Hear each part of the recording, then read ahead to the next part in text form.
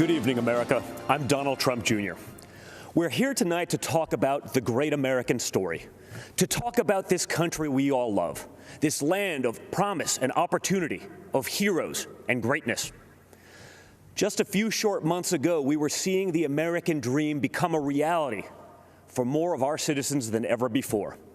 The greatest prolonged economic expansion in American history, the lowest unemployment rate in nearly 50 years, the lowest unemployment rates ever for Black Americans, Hispanic Americans, women, and pretty much every other demographic group.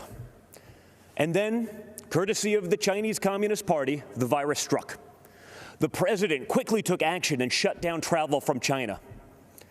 Joe Biden and his Democrat allies called my father a racist and a xenophobe for doing it. They put political correctness ahead of the safety and security of the American people. Fortunately, as the virus began to spread, the president acted quickly and ensured ventilators got to hospitals that needed them most. He delivered PPE to our brave frontline workers, and he rallied the mighty American private sector to tackle this new challenge. There's more work to do, but there is a light at the end of the tunnel. Job gains are outpacing what the so-called experts expected. But Biden's radical left-wing policies would stop our economic recovery cold. He's already talking about shutting the country down again. It's madness. Democrats claim to be for workers, but they've spent the entire pandemic trying to sneak a tax break for millionaires in Democrat states into the COVID relief bill. Then they attacked my father for suspending the payroll tax for middle-class workers. In fact, if you think about it, Joe Biden's entire economic platform seems designed to crush the working man and woman. He supported the worst trade deals in the history of the planet. He voted for the NAFTA nightmare. Down the tubes went our auto industry. He pushed for TPP. Goodbye, manufacturing jobs. Beijing Biden is so weak on China that the intelligence community recently assessed that the Chinese Communist Party favors Biden.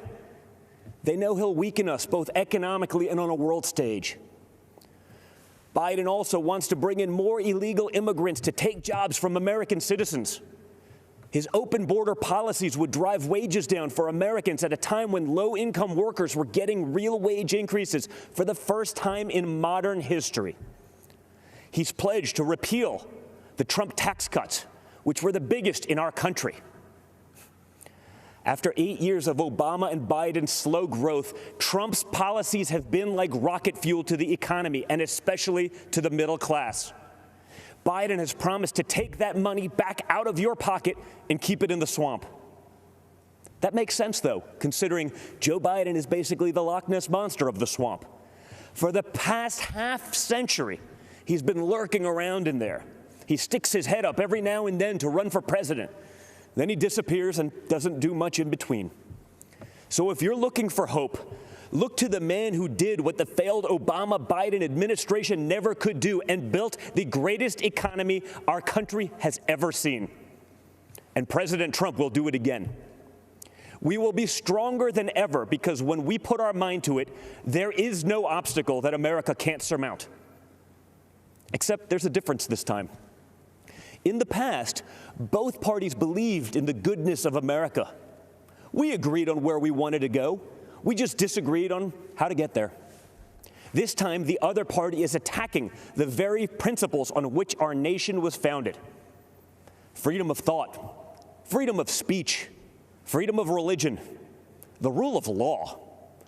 Thomas Jefferson famously said, "I have sworn upon the altar of God eternal hostility against every form of tyranny over the mind of man."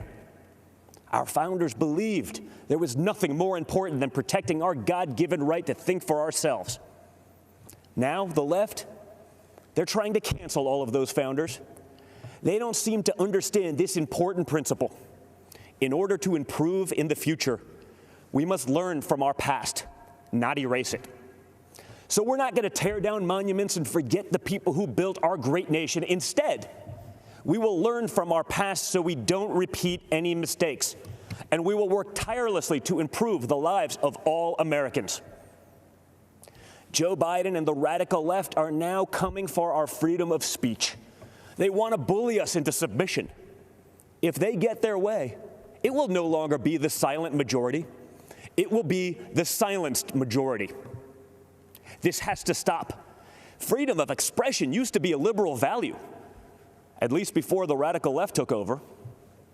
Now the Republican Party is the home of free speech, the place where anyone from any background can speak their mind, and may the best ideas win. People of faith are under attack. You're not allowed to go to church, but mass chaos in the streets gets a pass. It's almost like this election is shaping up to be church, work, and school versus rioting, looting, and vandalism. Or, in the words of Biden and the Democrats, peaceful protesting. Anarchists have been flooding our streets, and Democrat mayors are ordering the police to stand down. Small businesses across America, many of them minority-owned, are being torched by mobs. The Democrat mayors pretend it's not happening. They actually called it a summer of love. And that brings me to another important principle. Every American must be free to live without fear of violence in your country, in your communities, and in your homes. All men and women are created equal and must be treated equally under the law. That's why we must put an end to racism, and we must ensure that any police officer who abuses their powers is held accountable. What happened to George Floyd is a disgrace, and if you know a police officer, you know they agree with that too. But we cannot lose sight of the fact that our police are American heroes.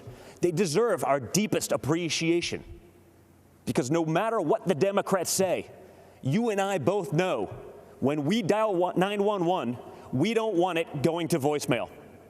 So defunding the police is not an option. Everything starts with safety and security. You can't have anything else without it.